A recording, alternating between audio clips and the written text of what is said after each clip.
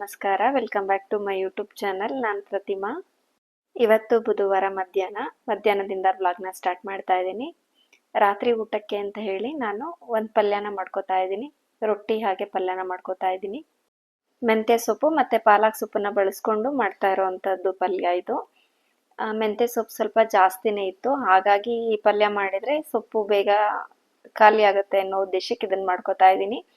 ಸಾಂಬಾರ್ಗೊಂದಕ್ಕೆ ಇಷ್ಟೊಂದು ಸೊಪ್ಪನ್ನ ಬಳಸೋದಕ್ಕಾಗಲ್ಲ, ಹಾಗಾಗಿ ಪಲ್ಯ ಮಾಡ್ಕೊಂಡ್ರೆ ಆಯಿತು ಅಂತ ಮಾಡ್ಕೊಳ್ತಾ ಇರೋದು. ಈ ಪಲ್ಯಕ್ಕೆ ನಮ್ಮ ಕಡೆ ನಾವು ಉಣ್ಸೊಪ್ಪು ಅಂತ ಹೇಳ್ತೀವಿ. ಆ್ಯಕ್ಚುಲಿ ಈ ಪಲ್ಯಕ್ಕೆ ಯಾವುದೇ ಥರದ ಸೊಪ್ಪನ್ನಾದರೂ ಹಾಕ್ಬೋದು. ಸಬ್ಬಸಿಗೆ ಸೊಪ್ಪು ಒಂದನ್ನು ಬಿಟ್ಟು ಯಾವ ರೀತಿಯಾದ ಸೊಪ್ಪನ್ನು ಬಳಸಿ ಮಾಡಿದರೂ ಕೂಡ ತುಂಬಾ ಚೆನ್ನಾಗಿರುತ್ತೆ. ಹಾಗೆ ಈ ಪಲ್ಯಕ್ಕೆ ಇಷ್ಟೇ ಕ್ವಾಂಟಿಟಿಯಲ್ಲಿ ಸೊಪ್ಪನ್ನು ಬಳಸಬೇಕು ಅನ್ನೋದು ಇಲ್ಲ. ಸ್ವಲ್ಪ ಜಾಸ್ತಿ ಆದರೂ ಚೆನ್ನಾಗಿರುತ್ತೆ, ಸ್ವಲ್ಪ ಕಡಿಮೆ ಆದರೂ ಕೂಡ ಚೆನ್ನಾಗಿರುತ್ತೆ. ನಾನು ಯಾವಾಗಲೂ ಸೊಪ್ಪು ಜಾಸ್ತಿ ಇದ್ದರೆ ಇದೇ ಪಲ್ಯನ ಮಾಡ್ಕೋತಾ ಇರ್ತೀನಿ. ಹಾಗೆ ಈ ಪಲ್ಯಕ್ಕೆ ಒಂದು ರೀತಿಯಾದ ಸೊಪ್ಪನ್ನು ಕೂಡ ಬಳಸ್ಬೋದು. ಇನ್ನು 2 ಥರದ್ದು ಅಥವಾ 3 ಥರದ್ದನ್ನು ಕೂಡ ಮಿಕ್ಸ್ ಮಾಡಿ ಮಾಡೋದಾದರೂ ಕೂಡ ಮಾಡ್ಬೋದು. ನುಗ್ಗೆ ಸೊಪ್ಪು, ಚಿಲ್ಕರವೆ ಸೊಪ್ಪು, ಹಾಗೆ ಅರವೆ ಸೊಪ್ಪು, ದಂಟಿನ ಸೊಪ್ಪು, ಇನ್ನು ಪಾಲಕು, ಮೆಂತ್ಯ, ಈ ಎಲ್ಲ ಥರದ ಸೊಪ್ಪನ್ನು ಕೂಡ ಇದಕ್ಕೆ ಬಳಸ್ಬೋದು. ಬಟ್ ಸಬ್ಬಸಿಗೆ ಸೊಪ್ಪು ಮಾತ್ರ ಬಳಸಲ್ಲ, ಏಕೆ ಅಂತಂದರೆ ಅದು ಫ್ಲೇವರ್ ಸ್ವಲ್ಪ ಜಾಸ್ತಿ ಇರುತ್ತೆ. ಹಾಗಾಗಿ ಅದು ಹಾಕಿದರೆ ಅಷ್ಟು ಚೆನ್ನಾಗಂತ ಅನಿಸಲ್ಲ. ಹಾಗಾಗಿ ನಾವು ಅದನ್ನು ಈ ಪಲ್ಯಕ್ಕೆ ಬಳಸೋದಿಲ್ಲ. ಹಾಗೆ ಇದೊಂದು ಪಲ್ಯ ಮಾಡಿದರೆ ರೊಟ್ಟಿಗೂ ಆಗುತ್ತೆ, ಚಪಾತಿಗೂ ಆಗುತ್ತೆ. ಇನ್ನು ಬಟ್ಲು ಕಡುಬು ಅಂತ ಹೇಳ್ತಾರಲ್ವ, ಅದಕ್ಕೂ ಕೂಡ ತುಂಬ ಟೇಸ್ಟಿಯಾಗಿರುತ್ತೆ.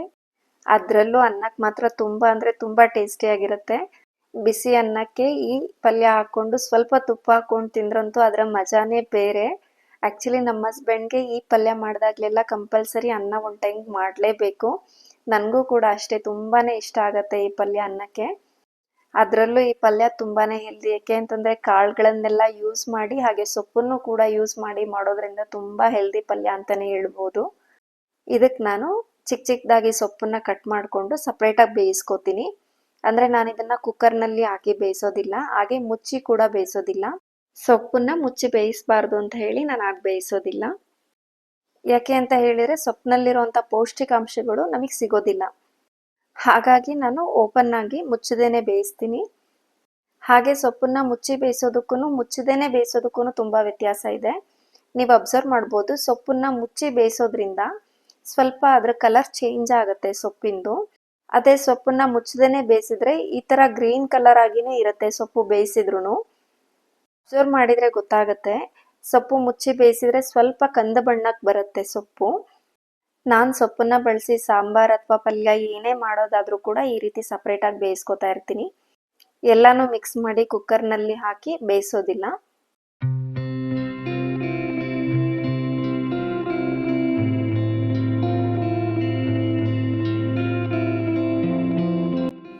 ಇದಕ್ಕೆ ಸ್ವಲ್ಪ ಉಪ್ಪು ಹಾಗೆ ಸ್ವಲ್ಪ ನೀರನ್ನು ಹಾಕಿ ಬೇಯಿಸೋದಕ್ಕೆ ಇಟ್ಕೊತಾ ಇದ್ದೀನಿ. ಇದನ್ನು ಒಂದು ಕಡೆ ಬೇಯಿಸೋದಕ್ಕೆ ಇಟ್ಕೊಂಡು ಪಲ್ಯಕ್ಕೆ ಅಂತ ಹೇಳಿ ಬೆಳ್ಳುಳ್ಳಿನ ಸುಲ್ಕೋತಾ ಇದ್ದೀನಿ. ಇದಕ್ಕೆ ಒಂದು 6 ಒಡಕ್ಲು ಬೆಳ್ಳುಳ್ಳಿನ ತೊಗೊಂಡಿದ್ದೀನಿ. 1-3 ಎಸಳು ಒಗ್ಗರಣೆಗೆ, ಹಾಗೆ 1-3 ಎಸಳು ಬೇಯಿಸೋದಕ್ಕೆ ಹಾಕೋತೀನಿ ಜಜ್ಜಿ.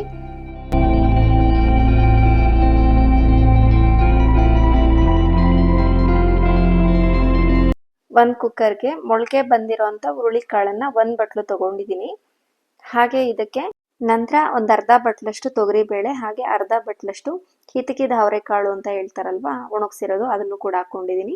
ಹಾಗೆ ಸ್ವಲ್ಪ ಹೆಸರು ಬೇಳೆನೂ ಕೂಡ ಹಾಕ್ಕೊಂಡಿದ್ದೀನಿ. ಇದಕ್ಕೆ ಇಷ್ಟೇ ಪ್ರಮಾಣದಲ್ಲಿ ಬೇಳೆಗಳನ್ನು ಬಳಸಬೇಕು ಅಂತ ಏನಿಲ್ಲ. ಮೊಳಕೆ ಬಂದಿರೋಂಥ ಹುರುಳಿಕಾಳು ಸ್ವಲ್ಪ ಜಾಸ್ತಿ ಇದ್ದರೆ ಸಾಕು. ಹಾಗೆ ಬೇಳೆಕಾಳುಗಳು ಹೆಚ್ಚು ಅಥವಾ ಕಡಿಮೆ ಎಷ್ಟನ್ನಾದರೂ ಕೂಡ ಹಾಕೋಬೋದು. ನಮಗೆ ಯಾವ ಪ್ರಮಾಣದಲ್ಲಿ ಎಷ್ಟು ಕ್ವಾಂಟಿಟಿಯಲ್ಲಿ ನಮಗೆ ಪಲ್ಯ ಬೇಕು ಅಷ್ಟಕ್ಕೆ ತಕ್ಕಂತೆ ನಾವು ಬೇಳೆಕಾಳುಗಳನ್ನು ಬಳಸ್ಬೋದು. ಇನ್ನು ಇದಕ್ಕೆ ಹಸಿ ಕಡಲೆಕಾಳು ಇರುತ್ತಲ್ವ, ಅಂದರೆ ನೆನೆಸಿರೋವಂಥ ಕಡಲೆಕಾಳು ಇರುತ್ತಲ್ವ, ಅದನ್ನು ಕೂಡ ಹಾಕೋಬೋದು. ಇದಕ್ಕೆ 1 ಈರುಳ್ಳಿನ ಕಟ್ ಮಾಡಿ ಹಾಕ್ಕೊಂಡಿದ್ದೀನಿ. ಹಾಗೆ ಬೆಳ್ಳುಳ್ಳಿನೂ ಕೂಡ ಜಜ್ಜಿ ಹಾಕಿದ್ದೀನಿ. ರುಚಿಗೆ ತಕ್ಕಂತೆ ಉಪ್ಪನ್ನು ಹಾಕಿ ಬೇಯಿಸೋದಕ್ಕೆ ಇಟ್ಕೋತಾ ಇದ್ದೀನಿ. 2ರಿಂದ 3 ವಿಷಲ್ನ ಕೂಗಿಸ್ಕೊತೀನಿ, ಏಕೆಂದರೆ ಬೇಳೆ ಕಾಳುಗಳಲ್ವ, ಅದು ಸ್ವಲ್ಪ ಬೇಯೋದಕ್ಕೆ ಟೈಮ್ ಬೇಕು. ಹಾಗಾಗಿ 3 ವಿಷಲ್ನ ಕೂಗಿಸ್ಕೊತೀನಿ. ಇನ್ನು ಬೇಳೆಕಾಳುಗಳು ನಮಗೆ ಹಾಗೆ ಸಿಕ್ಕಿದ್ರೆ ಚೆನ್ನಾಗಿರುತ್ತೆ, ನಮಗೆ ತುಂಬ ಬೇಯೋದು ಬೇಡ ಅಂತಂದರೆ 1 ವಿಷಲ್ ಕೊಡಿಸಿದ್ರೂ ಆಗುತ್ತೆ. ಹುರುಳಿಕಾಳು ಮಾತ್ರ ಸ್ವಲ್ಪ ಟೈಮ್ ಹಿಡಿಯುತ್ತೆ ಬೇಯೋದಕ್ಕೆ, ಹಾಗಾಗಿ ನಾನು 3 ವಿಷಲ್ನ ಕೊಡಿಸ್ತೀನಿ. ಇನ್ನು ರೊಟ್ಟಿ ಮಾಡ್ಕೊಳ್ಳೋಣ ಅಂತ ಹೇಳಿ ಅದಕ್ಕೂ ಕೂಡ ರೆಡಿ ಮಾಡ್ಕೊಂಡು ರೊಟ್ಟಿ ಮಾಡ್ಕೋತಾ ಇದ್ದೀನಿ. ನಾನು ರಾತ್ರಿ ಊಟಕ್ಕೆ ಜಾಸ್ತಿ ರೊಟ್ಟಿನೇ ಮಾಡ್ತಾ ಇರ್ತೀನಿ. ಚಪಾತಿನೂ ಮಾಡ್ತಾ ಇರ್ತೀನಿ, ಬಟ್ ಚಪಾತಿಗಿಂತ ರೊಟ್ಟಿ ಮಾಡೋದೇ ಜಾಸ್ತಿ. ಇನ್ನು ನೈಟ್ ಟೈಮ್ ಅನ್ನ ತಿನ್ನೋದಂತೂ ತುಂಬಾನೇ ಕಮ್ಮಿ ಅಲ್ವಾ, ಹಾಗಾಗಿ ರೊಟ್ಟಿ ಮಾಡ್ಕೋತಾ ಇರ್ತೀನಿ.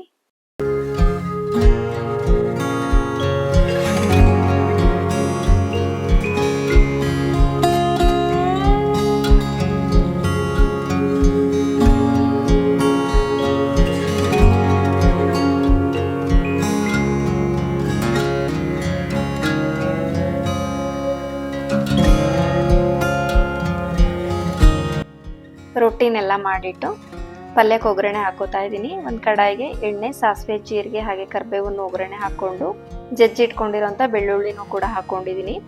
ನಂತರ ಬೇಯಿಸಿಟ್ಕೊಂಡಿರೋಂಥ ಬೇಳೆಕಾಳುಗಳನ್ನೆಲ್ಲ ಹಾಕ್ಕೊಂಡು ಜೊತೆಗೆ ಸಪ್ರೇಟಾಗಿ ಬೇಯಿಸಿಟ್ಕೊಂಡಿದ್ದಂಥ ಸೊಪ್ಪನ್ನು ಕೂಡ ಸೇರಿಸ್ತಾ ಇದ್ದೀನಿ.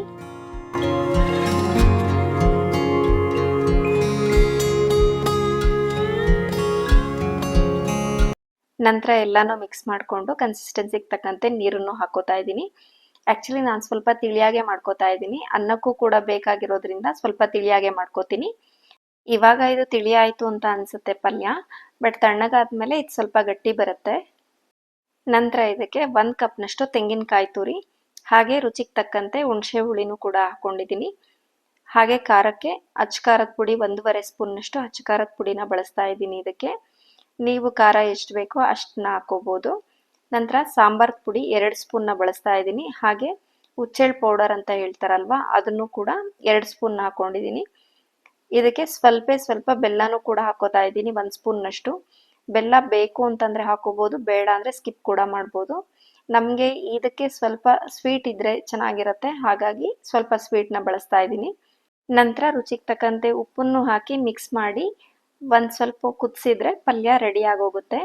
ತುಂಬಾ ಟೇಸ್ಟಿಯಾಗಿರುತ್ತೆ. ಒಂದ್ಸರಿ ಟ್ರೈ ಮಾಡಿ ನೋಡಿ, ಇಷ್ಟ ಆಗ್ಬೋದು. ಹಾಗೆ ಸೊಪ್ಪು ಮತ್ತು ಕಾಳುಗಳನ್ನು ಬಳಸಿ ಮಾಡಿರೋದ್ರಿಂದ ಹೆಲ್ದಿ ಆಗಿರೋ ಪಲ್ಯನೂ ಹೌದು.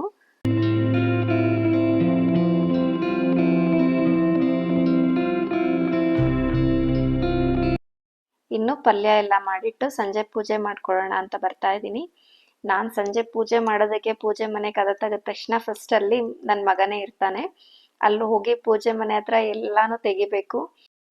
ಅಲ್ಲಿ ವಿಗ್ರಹಗಳನ್ನು ಇಟ್ಟಿರೋ ಜಾಗದಲ್ಲಿ ಒಂದು ಬಸವಣ್ಣನ ವಿಗ್ರಹ ಕೂಡ ಇಟ್ಟಿದ್ದೀನಿ. ಅದನ್ನ ತಕ್ಕೊಂಡು ಬಸವಣ್ಣ ಅಂತ ಹೇಳ್ತಾ ಇರ್ತಾನೆ. ಒಂದಿನನೂ ಕೂಡ ಮಿಸ್ ಮಾಡೋದಿಲ್ಲ. ಪೂಜೆ ಮನೆಗೆ ಬಂದಾಗ ಫಸ್ಟ್ ಅದನ್ನೇ ತಕ್ಕೊಳ್ಳೋದವನು. ಅವನಿಗೆ ಆ ಬಸವಣ್ಣನ ವಿಗ್ರಹ ತಗೊಂಡೋಗಿ ಆಟ ಆಡೋ ಆಸೆ, ಬಟ್ ನಾನು ಅದಕ್ಕೆ ಆಟ ಆಡೋದಕ್ಕೆ ಬಿಡೋದಿಲ್ಲ ಅಂತ ಹೇಳಿ ಗೊತ್ತು ಅವನಿಗೆ. ಹಾಗಾಗಿ ಅದನ್ನು ಹೇಳ್ಬಿಟ್ಟು ಅಲ್ಲೇ ಇಟ್ಟು ಬರ್ತಾನೆ. ಬೆಳಗ್ಗೆ ಟೈಮ್ನಲ್ಲಿ ಇವನು ಎದ್ದೇಳೋದ್ರೊಳಗಡೆನೆ ನಾನು ಪೂಜೆನೆಲ್ಲ ಮುಗಿಸ್ಕೊಂಡಿರ್ತೀನಿ, ಈ ರೀತಿ ಬಿಡಲ್ಲ ಅಂತ ಹೇಳಿ. ಬಟ್ ಸಂಜೆ ಟೈಮ್ನಲ್ಲಿ ಈ ರೀತಿ ಮಾಡ್ತಾ ಇರ್ತಾನೆ. ದೀಪ ಹಚ್ಚುವಾಗನು ಕೂಡ ಆ ಕಡೆ ಈ ಕಡೆ ಸ್ವಲ್ಪ ಅಲ್ಲಾಡಿಸ್ತಾ ಇರ್ತಾನೆ, ಹಚ್ಚೋದಕ್ಕೆ ಸರಿ ಹೋಗಲ್ಲ. ಇವನಿಗೆ ಮಾಡುವಾಗ ನಗುನು ಬರುತ್ತೆ, ಈ ಕಡೆ ಸಿಟ್ಟು ಬರುತ್ತೆ. ಇನ್ನು ಸಂಜೆ ಪೂಜೆ ಎಲ್ಲ ಮುಗಿಸ್ಕೊಂಡು ನಾನೊಂದು ಸ್ನ್ಯಾಕ್ಸ್ ರೆಡಿ ಮಾಡ್ಕೊಳ್ಳೋಣ ಅಂತ ಮಾಡ್ಕೋತಾ ಇದ್ದೀನಿ. ಇನ್ನು ನಮ್ಮ ಹಸ್ಬೆಂಡ್ ಬರೋ ಅಷ್ಟರಲ್ಲಿ ಏನಾದರೂ ಒಂದು ಮಾಡ್ಕೋಬೇಕು ಸ್ನ್ಯಾಕ್ಸ್ಗೆ ಅಂತ ಹೇಳಿ, ಹೆಲ್ದಿಯಾಗಿ ಏನಾದರೂ ಮಾಡ್ಕೊಳ್ಳೋಣ ಅಂತ ಹೇಳಿ ಮಾಡ್ಕೋತಾ ಇದ್ದೀನಿ. ಸೌತೆಕಾಯಿ ಇತ್ತು, ಹಾಗೆ ದಾಳಿಂಬೆ ಹಣ್ಣು ಕೂಡ ಇತ್ತು. ಎರಡನ್ನೂ ಯೂಸ್ ಮಾಡಿಕೊಂಡು ಒಂದು ಸಾಲಡ್ ಮಾಡ್ಕೊಳ್ಳೋಣ ಅಂತ ಹೇಳಿ ರೆಡಿ ಮಾಡ್ಕೊಂಡಿದ್ದೆ. ಹಾಗೆ ಇದಕ್ಕೆ ಸ್ವಲ್ಪ ದ್ರಾಕ್ಷಿನೂ ಕೂಡ, ಒಣ ದ್ರಾಕ್ಷಿ ಬರುತ್ತಲ್ವ, ಅದನ್ನು ಕೂಡ ನೆನೆಸಿಟ್ಟಿದ್ದೆ. ಇನ್ನು ಸ್ವಲ್ಪ ಹೆಸರು ಬೇಳೆನೂ ಕೂಡ ನೆನೆಸಿಟ್ಟಿದ್ದೆ. ಈ ಸಾಲಡ್ಗೆ ಹೆಸರು ಬೇಳೆ ಹಾಗೆ ದ್ರಾಕ್ಷಿನ ನೆನೆಸಿ ಹಾಕೋದ್ರಿಂದ ಒಳ್ಳೆ ಟೇಸ್ಟ್ ಸಿಗುತ್ತೆ. ನನಗೆ ಈ ಸಾಲಡ್ ತುಂಬ ಇಷ್ಟ, ನಾನು ಅವಾಗವಾಗ ಮಾಡ್ಕೋತಾ ಇರ್ತೀನಿ. ಹಾಗೆ ಇದಕ್ಕೆ ಕ್ಯಾರೆಟ್ನು ಕೂಡ ತುರ್ಕೋತಾ ಇದ್ದೀನಿ. ಕ್ಯಾರೆಟ್ನ ತುರ್ಕೊಂಡೇ ಇದ್ರೆ ಚಿಕ್ಕ ಚಿಕ್ಕದಾಗಿ ಕಟ್ ಮಾಡಿ ಕೂಡ ಹಾಕೋಬೋದು.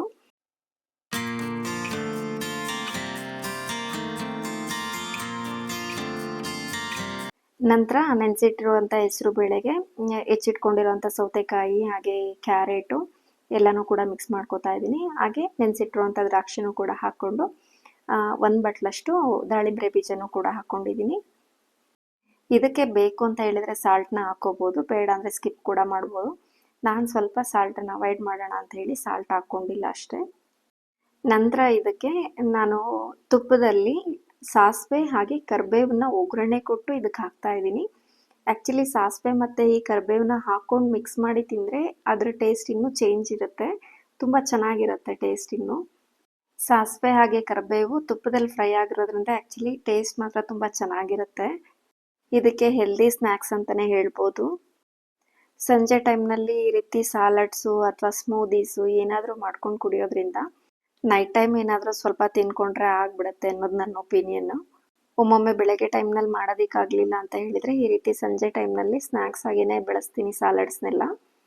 ತರಕಾರಿಗಳನ್ನ ಯೂಸ್ ಮಾಡಿಕೊಂಡು ಅದರಲ್ಲಿ ಸಾಲಡ್ಸ್ ಮಾಡೋದು, ಒಮ್ಮೊಮ್ಮೆ ಕಾಳುಗಳ ಸಾಲಡ್ಸ್ ಮಾಡೋದು, ಇನ್ನು ಫ್ರೂಟ್ಸ್ ಏನಾದರೂ ಇದ್ದರೆ ಯಾವ ಫ್ರೂಟ್ಸ್ ಇರುತ್ತೆ ಅದರಲ್ಲಿ ಏನು ಸಾಲಡ್ಸ್ ಮಾಡ್ಬೋದು ಹಾಗೆ ಮಾಡ್ಕೋತಾ ಇರ್ತೀನಿ.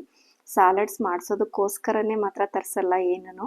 ಮನೆಯಲ್ಲಿ ಏನಿರುತ್ತೆ ಆವಾಗ ಸಾಲಡ್ಸ್ ಮಾಡಬೇಕು ಅಂತ ಹೇಳಿದರೆ, ಮಾಡಬೇಕು ಅಂತ ಅನಿಸಿದರೆ ಆವಾಗ ಮಾಡ್ಕೋತಾ ಇರ್ತೀನಿ.